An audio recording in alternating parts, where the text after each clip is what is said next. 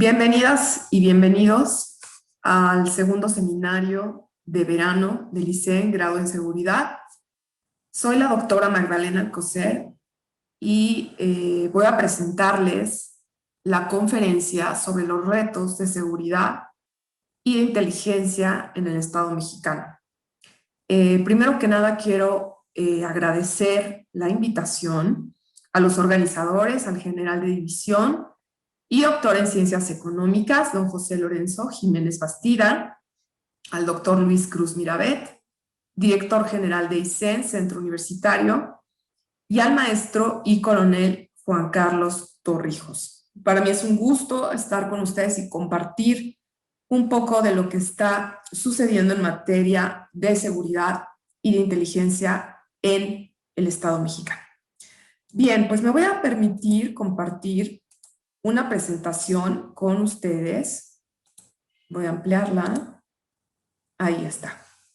Bien, como les dije, va a ser sobre los retos para la seguridad e inteligencia en México. Y vamos a empezar hablando un poco de la caracterización de este país. Primero, México es una nación democrática y moderna, tiene 128 millones de habitantes, tiene una extensión territorial de 1.9 millones de kilómetros cuadrados en términos territoriales, pero abarca mucho más, abarca más de 3.000 millones de kilómetros cuadrados, incluyendo espacio aéreo y mar territorial. Tiene acceso a 2 océanos. México es la segunda economía más grande de América Latina, cuarta del continente americano y 14ª a nivel mundial y pertenece al G20. México también es el 9º productor mundial de petróleo, está en el 6º lugar en la lista de Patrimonio Mundial de la UNESCO y está en los primeros 15 lugares de países contribuyentes al presupuesto de la ONU. Bien, ¿cuáles serían las repercusiones principales de la situación geoestratégica y geopolítica de México? Primero, nuestra frontera con un país muy poderoso que son los Estados Unidos de América y la relación que tenemos en términos de la agenda interméstica, es decir, cómo convive lo local de aquel país con el Estado mexicano. ¿Qué tan imbrincadas están las fronteras en términos también del movimiento que hay de las remesas que llegan de los trabajadores mexicanos que se encuentran en los Estados Unidos hacia México? Hablamos también de elementos del desarrollo nacional requeridos en los campos de seguridad nacional, económico, político, social, militar, tecnológico y de política internacional. Aquí simplemente hacer la anotación, disculpen, para América Latina en términos de que América Latina es la región más desigual y que uno de los retos principales para tener seguridad nacional es que haya desarrollo. Y México es un país todavía con retos sustantivos en esta materia. Y vamos a ver por qué. ¿Qué importancia tiene lo anterior en términos de inteligencia? Primero, son 7 elementos geoestratégicos de análisis de información para la inteligencia y para la inteligencia estratégica para la seguridad nacional, y la alteración de algunos de estos va a afectar el todo.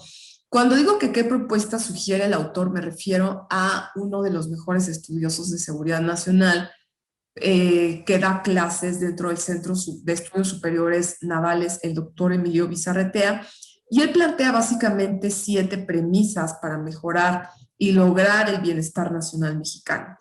Y esto es que haya decisiones correctas a nivel individual, social e institucional, que las decisiones atiendan el interés nacional, que atiendan a un bienestar colectivo, que haya instituciones políticas que respondan al interés de las mayorías, que haya una distribución equitativa de la riqueza social, que esto es una parte muy importante, y aquí el énfasis que yo ponía en el tema de la desigualdad, que haya un tema de desarrollo sustentable y un Estado de Derecho y una cultura de legalidad que tanto hace falta a nuestro país.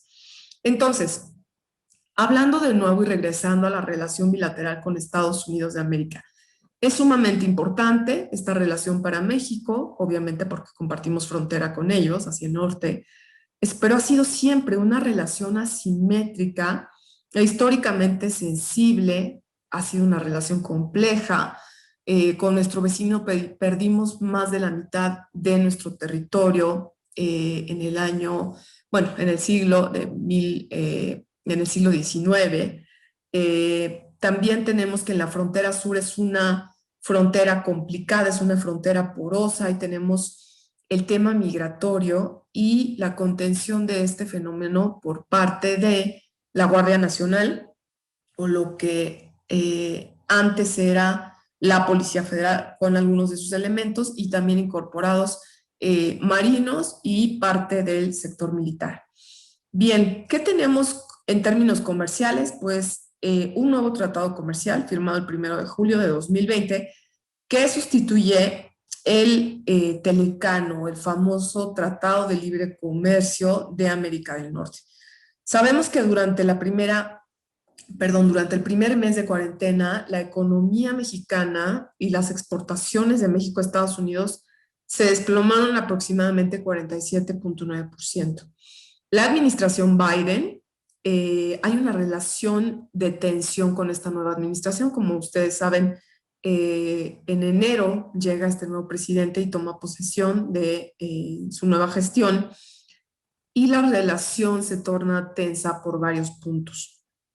Primero, porque en diciembre de 2020 el Congreso aprobó modificaciones a la Ley de Seguridad Nacional para regular la estancia de agentes extranjeros que principalmente eran estadounidenses en nuestro país y esto evidentemente generó tensiones con la agenda bilateral interméstica.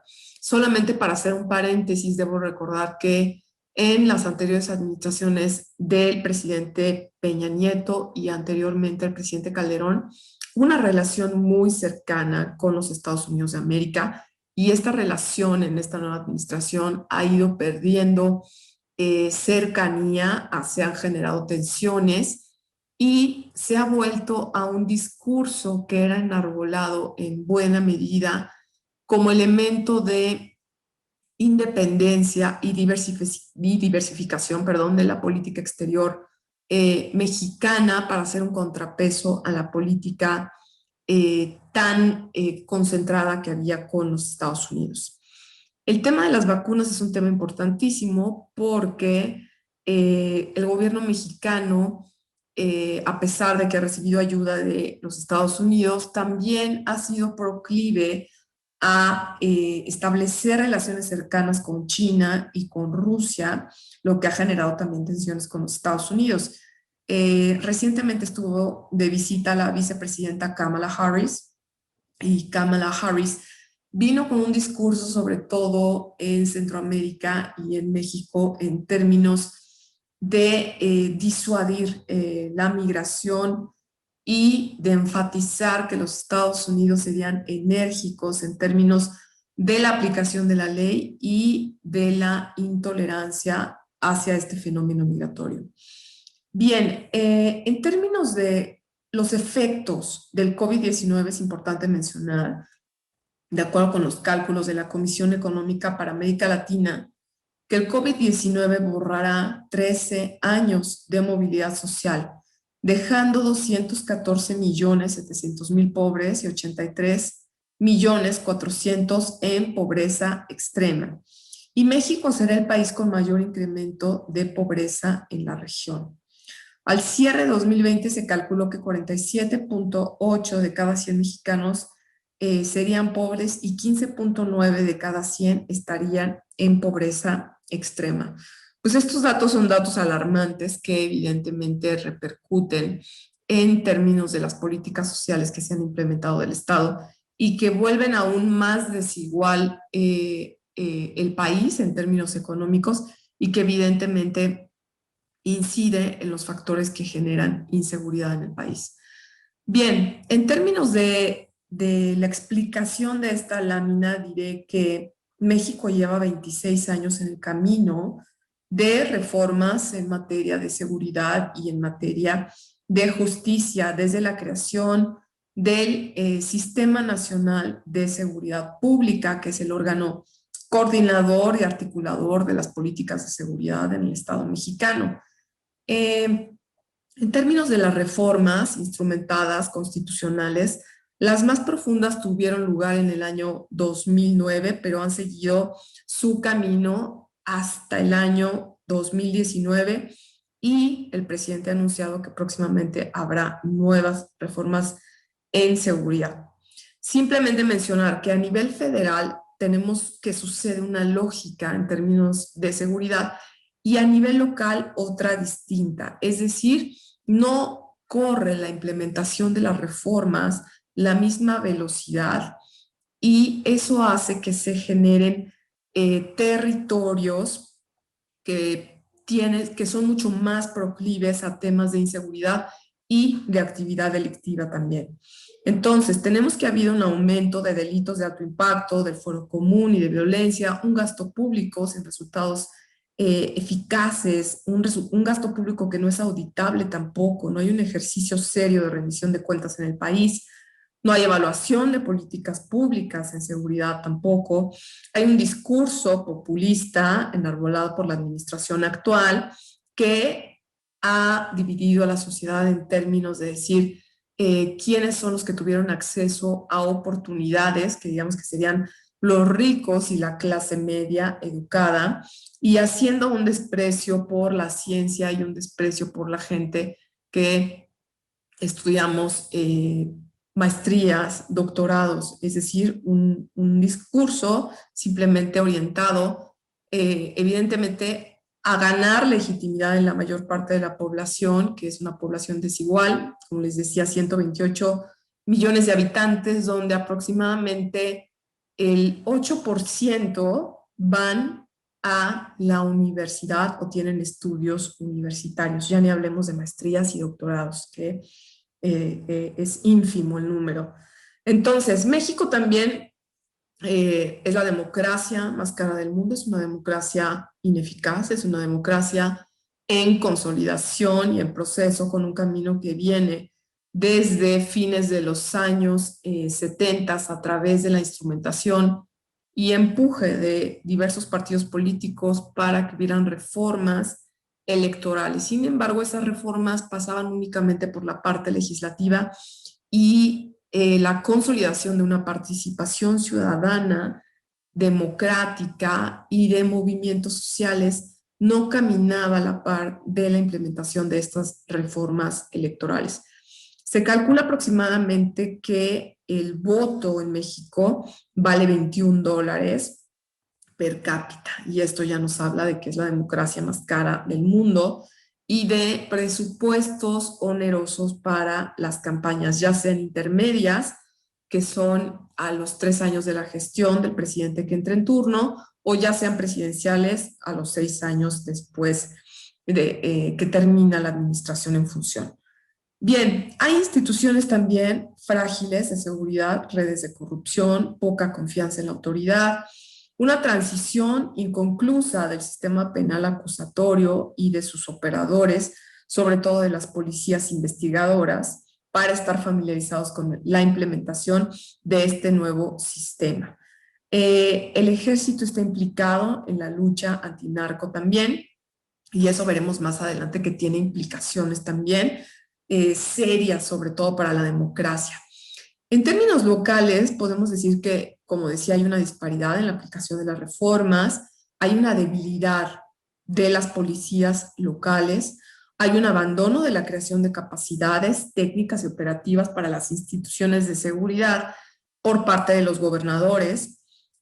Los estados o las entidades federativas acaban siendo enclaves autoritarios. Esto quiere decir que se reproducen lógicas de clientelismo, de poder de influencia, de captura de intereses, de sistemas sin contrapesos y sin rendición de cuentas de nuevo. Como decía, falta una ciudadanía y quien constituye un mediano contrapeso como sociedad civil, en realidad son actores muy focalizados que no alcanzan a ejercer un peso sustantivo hay una escasa cultura de legalidad y pocos mecanismos de participación directa, y como decía, tenemos una sociedad civil atomizada.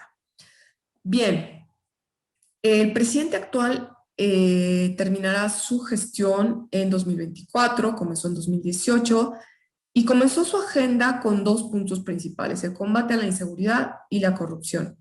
Creo que el tema del combate a la inseguridad es un tema que se quedará, o que lleva al menos dentro de la agenda pública, al menos los últimos 5 sexenios. Hay una estrategia poco clara si uno lee el Plan Nacional de Desarrollo y los documentos sectoriales. No hay claridad en la estrategia, pero lo que sí es que hay un mandato que se materializa en una frase que ha repetido de manera consuetudinaria el presidente, en términos de decir: abrazos, no balazos. Y esto ha dado pie también a que el ejército no pueda inclusive cumplir la ley, y de que no haya podido hacer uso de la fuerza, y que han habido espectáculos verdaderamente lamentables que han puesto pues en vilo la propia reputación del ejército mexicano. En términos de reformas en materia de seguridad de esta administración, la más visual, la reforma por antonomasia que hace, es disolver la antigua Policía Federal, creada en el año 2009, que tenía ya capacidades de investigación y que costó, tuvo presupuesto muy, muy oneroso, fue el eje prácticamente de la administración de Calderón, y llega un nuevo proyecto con este nuevo presidente y esta nueva administración para crear una Guardia Nacional, es decir, un mando civil con una estructura militar adscrito a una Secretaría de Seguridad Pública, donde los militares cumplen funciones policiales.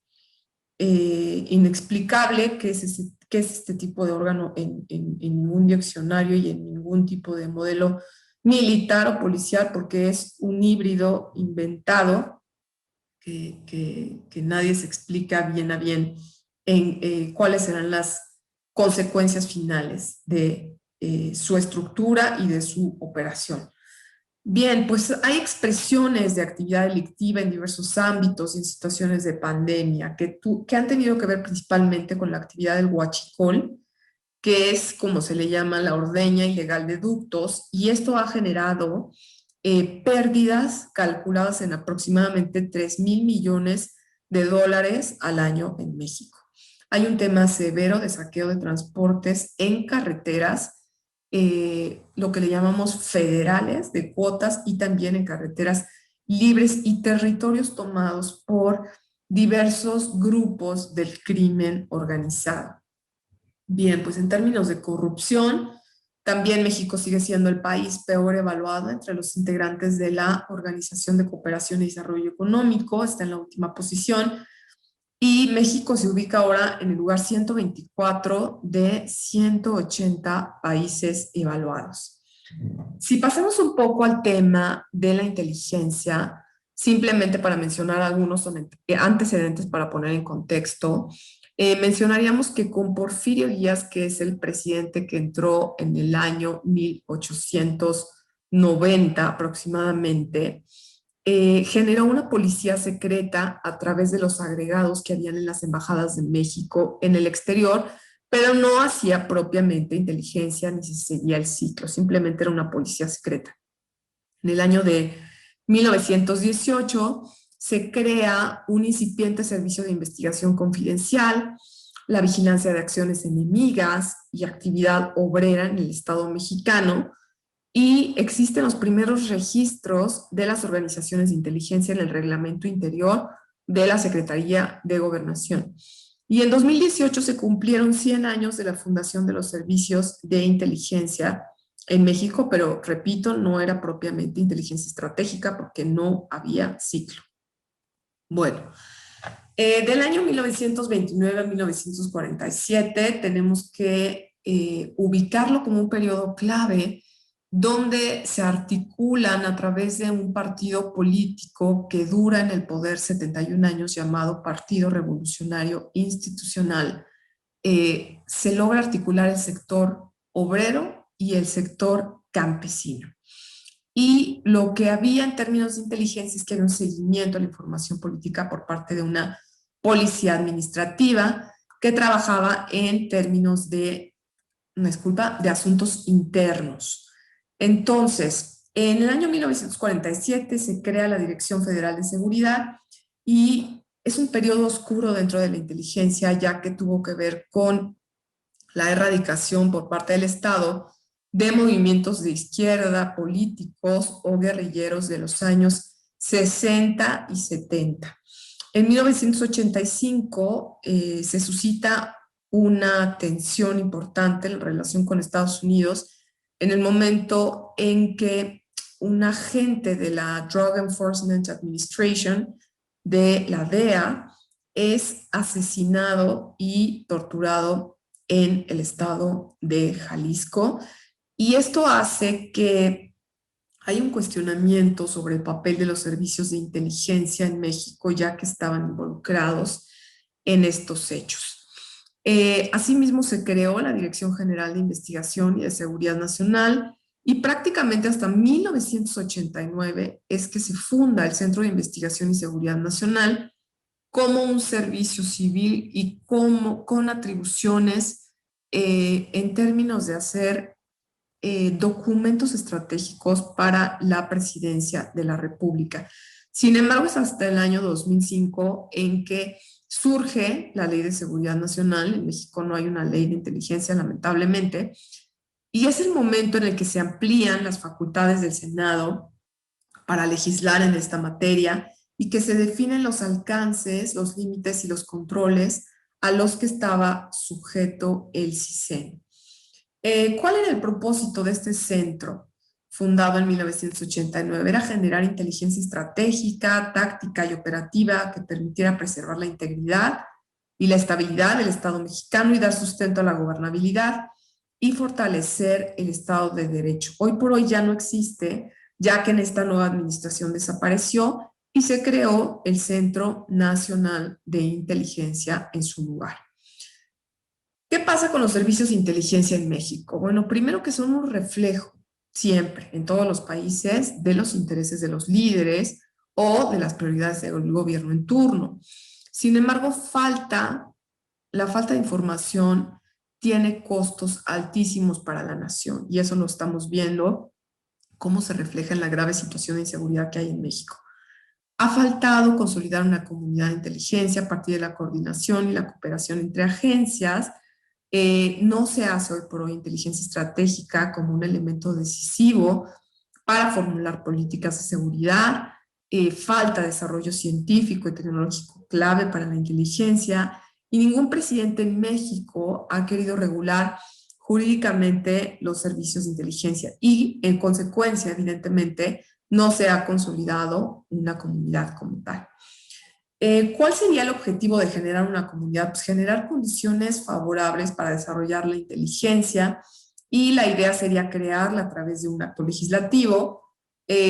¿Para qué? Pues para fortalecer la asesoría y productos para el presidente, aunque debemos mencionar que no todos los presidentes hacen caso a los servicios de inteligencia, para evitar duplicidades, para atenuar la confrontación, para delimitar responsabilidades y para robustecer múltiples agendas de riesgos. De manera muy breve, los principales contenidos de la Ley de Seguridad Nacional. En México se entiende por seguridad nacional, más bien por inteligencia, perdón, el conocimiento obtenido a partir de la recolección, procesamiento, diseminación y explotación de la información para la toma de decisiones en materia de seguridad nacional. Pues como vemos, es una definición más que básica de lo que se entiende por inteligencia. En términos del artículo 56, habla de las políticas y las acciones vinculadas con la seguridad nacional que estarán sujetas al control y evaluación del Poder Legislativo Federal a través de la Comisión Bicameral, integrada por 3 senadores y 3 diputados, donde la presidencia de la comisión es rotativa y recae alternadamente en un senador y en un diputado. Y entre las atribuciones de esta comisión bicameral, pues era solicitar informes concretos al hoy Centro Nacional de Inteligencia, conocer el proyecto anual de la Agenda Nacional de Riesgos, que hoy por hoy no sabemos bien a bien si se sigue haciendo o no, y emitir opinión al respecto. Entonces, tenemos que entender en suma que el proceso de generación de inteligencia en México se consolida sobre todo dentro del periodo de 1929, como decía, con la creación del Partido Nacional Revolucionario y 2 años después del Partido Revolucionario Institucional, hasta que viene una alternancia de poder en el año 2000 con el expresidente Vicente Fox Quesada. Falta una estrategia del país en términos de generar una visión de largo plazo del Estado mexicano, un ejercicio de presupuesto. Tenemos una limitación en términos de que el ejercicio del presupuesto es anual, lo que limita el acceso a los recursos del presupuesto de egresos de la Federación. Prácticamente México bajó su influencia regional en términos de política exterior desde hace 20 años.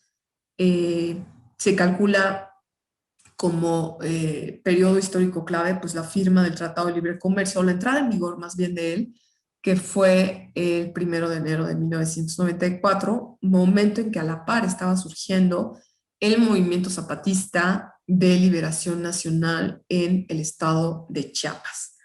Tenemos que la producción de inteligencia también se encuentra fragmentada por parte de instancias militares, navales, criminales, de la propia Secretaría de Hacienda, y que no hay una ley de inteligencia y solamente de seguridad nacional. Si planteamos algunas preguntas para reflexionar para México, diríamos, en términos operativos, si las actividades de inteligencia deberían ser de forma encubierta, ¿qué las regula hoy? No hay una discusión al respecto, ni académica, pero tampoco en términos gubernamentales. Cómo se garantiza el silencio de los que participan, así como de la información generada, qué falla o qué tiene éxito, cuáles son las represalias y la protección del propio Estado a sus agentes. En términos políticos, ¿cuál es el papel del gobierno en las instituciones de seguridad? Si están salvaguardados cuando se hace inteligencia, el contexto de corrupción, cuáles son las garantías que hay. Y jurídicamente también sí se puede medir el costo versus beneficio de las actividades de inteligencia y si las operaciones son controlables, verificables y evaluables, que es una parte sumamente importante. Vamos a pasar ahora a hablar de la reforma policial en México, que es una reforma inacabada que comienza, como decía, desde 1995 en términos de la instrumentación de diversas políticas en materia de seguridad y también en materia de justicia y de reformas constitucionales, pero que no han logrado consolidar una policía en la cual confíen los ciudadanos mexicanos. Hoy por hoy, lamentablemente, hay un desempeño insatisfactorio de las policías, hay una desconfianza ciudadana, hay poca coordinación en los dos niveles de gobierno, en el estatal y el municipal. Las policías también operan precariamente, hay bajos sueldos, los propios policías no tienen derechos y ganan un juicio, y esto está establecido, que aunque ganaran un juicio en términos de alguna inconformidad que pusiera un policía contra el gobierno, no lograría su reinstalación, únicamente los pagos que se le deberían en términos pecuniarios, pero no lograría que se le reinstalara en su puesto de trabajo, y esto ya nos habla del estado de indefensión en el cual se encuentra este sector. Tampoco hay un sistema de protección social, es decir, seguros médicos, créditos hipotecarios, no hay un sistema profesional de carrera, hay un entorno de agresión ciudadana, no hay un sistema tampoco de rendición de cuentas y supervisión eficaz.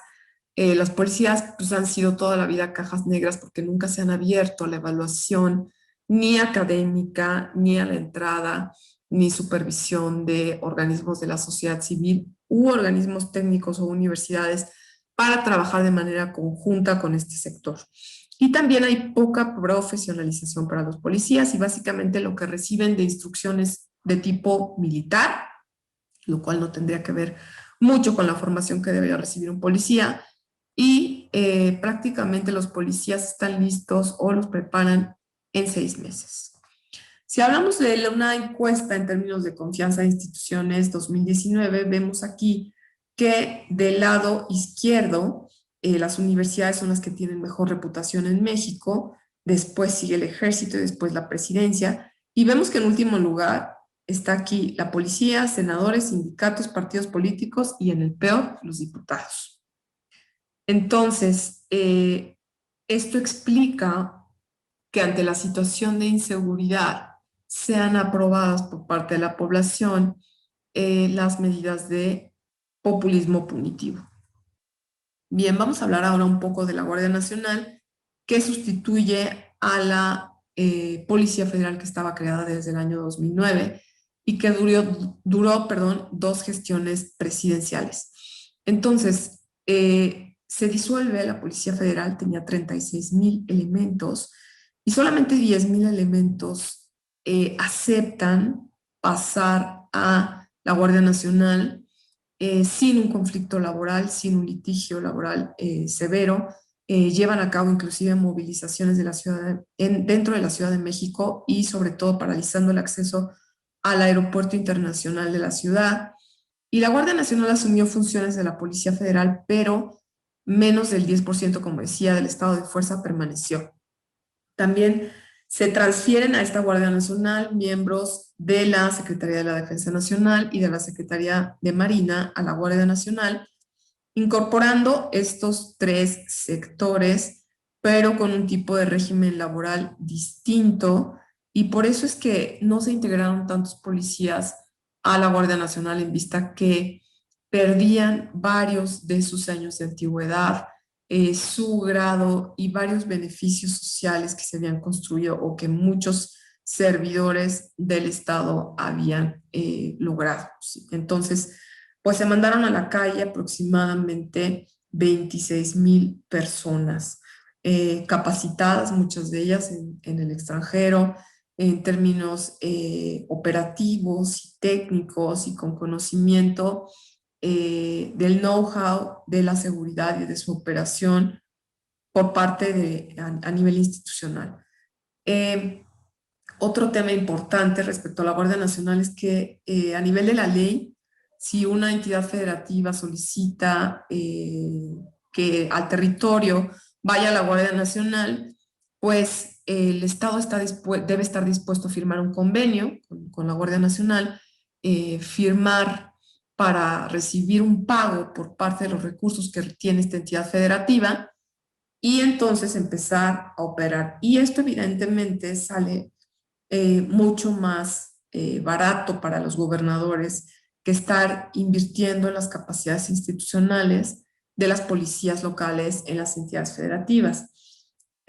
Básicamente el trabajo que han llevado en términos de pandemia, la Guardia Nacional ha sido el resguardo de hospitales ante incidentes violentos que han habido con ciudadanos. ¿Cuáles son los principales retos que tendríamos para la Guardia Nacional? Primero, la parte del reclutamiento. Debo mencionar que recientemente salió una nota destacando que la meta eran aproximadamente 105,000 efectivos de la Guardia Nacional para reclutar. Se logró ya todo el reclutamiento en estos 3 años de lo que va de la administración presidencial actual. Sin embargo, solo 10% están acreditados con un certificado único policial, que es lo que los acredita para cumplir funciones policiales. Entonces estamos hablando que prácticamente 90,000 policías o militares policías están cumpliendo funciones fuera de la ley, porque no están certificados. Falta un tema de respeto a derechos humanos, el tema del tránsito a la seguridad ciudadana, que es un enfoque para para ustedes que están en España. Debo decir que el enfoque de seguridad ciudadana surge en Chile y se llama Ciudadano para hacer frente al concepto de seguridad pública, que estaba relacionado sobre todo con las dictaduras. Entonces, el hecho de ser seguridad ciudadana le da un enfoque de incorporación de derechos humanos y es un enfoque mucho más antropocéntrico que coloca en el centro evidentemente a la persona.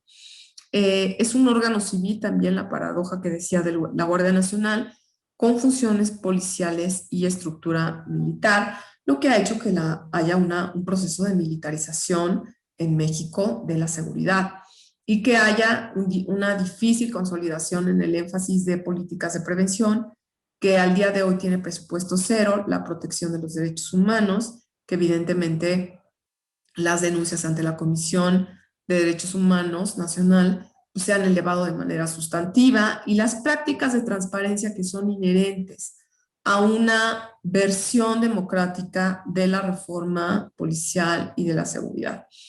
Tenemos que en mayo 11 de 2020 se estableció el decreto del presidente Andrés Manuel de las Fuerzas Armadas en tareas en seguridad pública hasta 2024. Entonces, todo ha sido una especie de dosificar un jarabe de manera paulatina para los mexicanos. Primero, en campaña diciendo que los militares regresarían a los cuarteles. Después, en mayo, 2 años después de su gestión, un decreto para que permanezcan hasta 2024. Y recientemente, un anuncio del presidente para establecer una reforma constitucional para que la Guardia Nacional se vaya a la Secretaría de la Defensa Nacional y evidentemente deje de tener un mando civil, lo que se antoja bastante peligroso en términos de una versión democrática de la seguridad en el Estado mexicano. Bien, la Comisión Interamericana de Derechos Humanos ya había advertido en su informe anual de 2019 una preocupación especial por el elevado nivel de desapariciones y de homicidios en México sin debida investigación, y dentro de las recomendaciones en 2015 establecieron regresar a los cuarteles a las Fuerzas Armadas. Se convirtió en promesa de campaña y después se esfumó. Para que pongamos de manera sincrónica esta encuesta del diario Reforma del año pasado, de 2020, 78% de la población está a favor del uso del Ejército y la Marina en tareas de seguridad pública en los próximos 5 años. Y 68% cree en la efectividad de la disminución de robos, asaltos y feminicidios. Bueno, si atendemos a la numeralia que hay dentro del Estado mexicano, pues es escandalosa. 2019 es considerado el año más violento de la historia, con un total de 34,582 víctimas de homicidio doloso. Mayo de 2021 es el mes más violento del año, con 2,963 homicidios. 85,3 muertos diarios con impunidad del 97%, una cifra negra del 92,4%, de acuerdo a la encuesta nacional de victimización. Y 2020, así vamos, cada año es el más violento. El más violento contra la prensa en México en una década. El gobierno informa de 19 periodistas asesinados y un récord de agresiones, la mayoría perpetrados por servidores públicos. En términos de feminicidio, que también es un problema severo que evidentemente se agravó con la pandemia, el gobierno reconoce un aumento del 7,1% entre enero y mayo, y en lo que va de 2021 se han reportado 423 víctimas de este delito según datos del gobierno mexicano.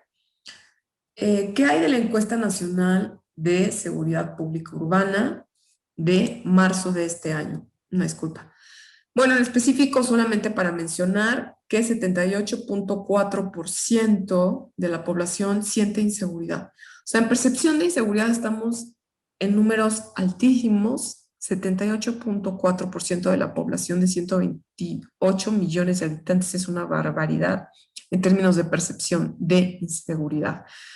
¿En dónde es donde se sienten más inseguras las personas? Pues en los cajeros automáticos para retirar efectivo, en el transporte público, en los bancos, en las calles, en el mercado, en el parque recreativo, en carreteras, en centros comerciales. Entonces, bueno, es escandaloso, como decía, los números que estoy presentando. Víctimas de delitos cometidos con un arma de fuego por entidad, pues donde se está reflejando básicamente homicidio doloso, pues es en la región del centro, marcada con rojo, 69%, que es hoy la región más complicada en términos de actividad delictiva, sobre todo en Guanajuato, con la actividad del cártel Santa Rosa de Lima, en Michoacán y también dentro de la Ciudad de México. Acaban de pasar en junio 6 las elecciones intermedias de 2021 para renovar prácticamente 15 gubernaturas y el Congreso Federal, la Cámara de Diputados. Y cada que hay elecciones estamos registrando cada vez mayores índices de violencia y homicidio. 101 homicidios de políticos se reportaron entre septiembre de 2020 y el día de la elección. A los homicidios se sumaron otras 157 incidencias de violencia, entre ellos amenazas, atentados, desapariciones forzadas, heridas en riña, y en 62% de las incidencias de violencia electoral hubo un arma de fuego. 4 candidatos sufrieron una desaparición forzada y aún no se conoce su paradero, y casi 2/3 de las incidencias ocurrieron durante la campaña electoral. Quien quiere echar un vistazo a este estudio está sumamente interesante. Lo hace una organización que se llama Noria Research. Bien, en cuanto al Estado de Derecho, me voy a ir aquí un poco más rápido, simplemente mencionar que esta organización internacional, World Justice Project, hace un índice de Estado de Derecho que mide la adhesión a este, generando información acerca de las experiencias y percepciones de las personas en temas como corrupción, contacto con las autoridades, seguridad, victimización, derechos fundamentales y acceso a la justicia. Los estados en los lugares más bajos fueron Guerrero, Puebla y Quintana Roo, y destacan que a nivel estatal, pues obviamente la corrupción llega también al Poder Ejecutivo, es decir, a los gobernadores. Hay una falta de acceso a la justicia y hay poca eficiencia en los procesos de justicia civil, que son grandes pendientes en la materia. Otro índice de paz interesante que también refleja la magnitud del problema y de los retos que tenemos en el país es: en México el homicidio es la principal causa de muerte en jóvenes mexicanos y personas de 15 a 44 años, la cuarta más frecuente entre niños de 5 a 14 años. En 2019, la paz o el nivel de paz en México tuvo un retroceso del 4.3%. Desde 2015 la tasa de homicidios se ha elevado aproximadamente 86%, y México presenta el menor nivel de gasto en seguridad interna y sistema judicial de los 33 países de la Organización para la Cooperación y el Desarrollo Económico, con 0.7% del PIB, lo cual es una cifra irrisoria si lo comparamos en términos de las pérdidas que genera al Producto Interno Bruto. Entonces, el impacto económico de la violencia en México se calculó en 238,000 millones de dólares en 2019, y esto es una cifra equivalente al 21.3% del Producto Interno Bruto nacional. Aquí rápidamente, para no irme muy, porque el tiempo lo tengo contado, perdón. Durante el año 2020 la violencia en México representó un equivalente al 22.5% del PIB, otra vez, o 4.7 billones de pesos, que son cifras muy altas. Es decir, podemos decir que en 2020 a cada mexicano la violencia nos costó aproximadamente 36,893 pesos, y esto es el triple de un salario promedio en México. En cuanto a delincuencia organizada, rápidamente, el gobierno acepta la existencia de 37 grupos criminales ubicados en distintas zonas del país. Hay altos niveles de violencia asociada a los grupos criminales, sobre todo en Michoacán, en Zacatecas, en Guanajuato, en Sinaloa, y recientemente una actividad delictiva importante en Tamaulipas.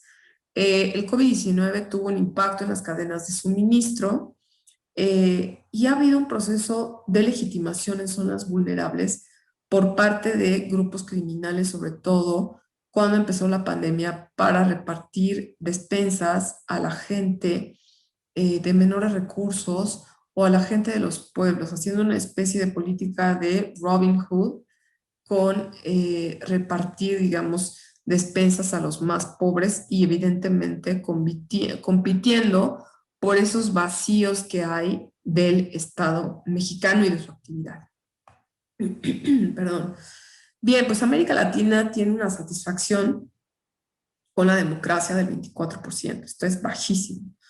Latinobarómetro calculó en 2018 que en México 88% considera que se gobierna para unos cuantos grupos poderosos en su propio beneficio. Y a la pregunta de ¿se gobierna para todo el pueblo? Se contestó que solamente 9% de los encuestados en México respondieron afirmativamente a esta pregunta. Ha habido también un proceso de militarización de la seguridad. Hay una distinción entre la aplicación de la ley civil y militar típica de los regímenes democráticos que se ha desdibujado en América Latina y se muestra que la participación de los militares en tareas de seguridad pública tiene consecuencias sustantivas para la seguridad ciudadana, para la reforma policial, para el orden legal y para la calidad de la democracia en general. Para quien le interese estas conclusiones y este estudio está muy interesante. Es de un mexicano que se llama Guillermo Flores Macías y de Jessica Sarkin y se llama The Militarization of Law Enforcement, Evidence from Latin America, Perspectives on Politics, Cambridge University Press. Entonces, quien lo quiera ver, es un artículo que vale muchísimo la pena. Bien, de manera muy rápida, simplemente mencionar que las relaciones cívico-militares se han estudiado desde finales de los años 70, cuando terminaron las dictaduras en Chile, en Argentina, de regímenes de gobiernos burocráticos autoritarios. Y durante la tercera ola de la democracia que tuvo lugar a finales de los años 80, los académicos continuaron estudiando estas relaciones con la mirada puesta en la consolidación democrática y enfatizando siempre el control civil sobre el ejército, la prueba de golpes de Estado y el papel de las Fuerzas Armadas en la seguridad regional. Y surgieron nuevas investigaciones sobre el cambio de paradigma de seguridad pública a la seguridad ciudadana, como había mencionado anteriormente, cuáles fueron los principales tipos y obstáculos de la reforma policial. Si atendemos a una conceptualización de lo que es la militarización de la policía, se va a definir como un proceso mediante el cual la policía civil se desdibuja cada vez más y se modela en torno a los principales del militarismo y el modelo militar. Primero, en el extremo no militarizado del espectro, la policía civil depende de una autoridad civil, está bajo la jurisdicción de una ley civil. Y el segundo tipo es la policía militarizada, que va a compartir algunas características de sus contrapartes no militarizadas, como la jurisdicción civil y la estructura de baja jerarquía, pero también se basan en algunas armas y equipo de grado militar, formaciones tácticas de estilo militar, por ejemplo, SWAT.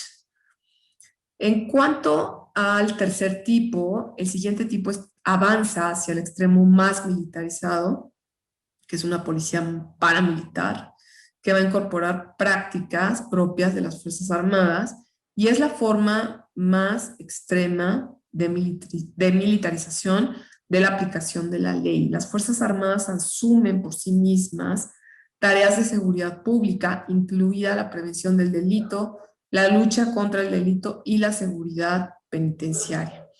Y para ejemplos tenemos las Fuerzas Armadas durante el gobierno de Fujimori, el gobierno de Vicente Fox y Honduras. ¿Qué podemos establecer como causas de la militarización? Pues que América Latina es una zona fuera de guerra y sin embargo la zona más insegura del mundo y más desigual.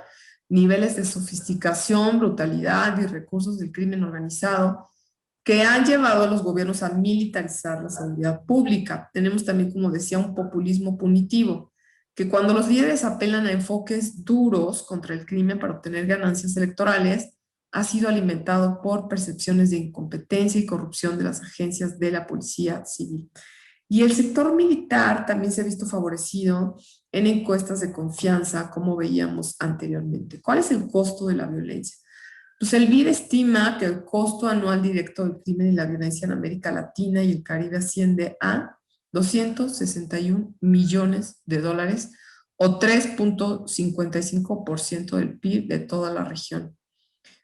Esta cantidad pues, va a duplicar el promedio de países desarrollados y equivale al total de lo que la región invierte en infraestructura. La región tiene el 9% de la población mundial de América Latina, pero registra 1/3 de las víctimas de homicidios a nivel global. Aquí simplemente para decir que en términos de la generalización de participación de los militares en tareas de seguridad pública encontramos a México, Guatemala, El Salvador, Honduras, Nicaragua, Ecuador, Colombia y Venezuela. Y para finalizar, ¿cuáles son en suma las consecuencias de la participación de militares en tareas de seguridad pública? Pues básicamente que en 6 de los 9 países que adoptaron la militarización de seguridad pública generalizada, siguió un aumento temporal o sostenido de niveles de violencia. Y entre los casos de participación limitada, donde los militares operaron en regiones y periodos de tiempo restringidos, la evidencia es mixta, con un aumento en tendencia y una disminución de 4. Y en El Salvador, por ejemplo, los picos de esas tasas de homicidio han seguido con el involucramiento de militares en tareas de seguridad pública, bajo planes de mano dura y super mano dura, o sea, medidas punitivas severas. Y en los países latinoamericanos los informes disponibles sugieren que hay un escaso respeto por los derechos humanos, que se ha deteriorado cuando más fuerzas militarizadas se han involucrado en la aplicación de la ley.